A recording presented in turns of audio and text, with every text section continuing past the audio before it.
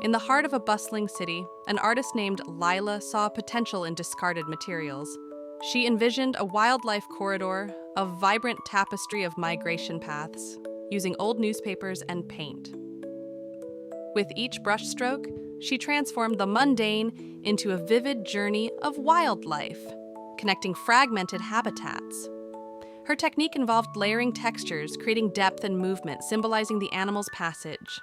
The final piece, a stunning mosaic of color and life, inspired viewers to see the beauty in conservation. Layla's art became a beacon, urging others to explore their creativity and protect nature's pathways.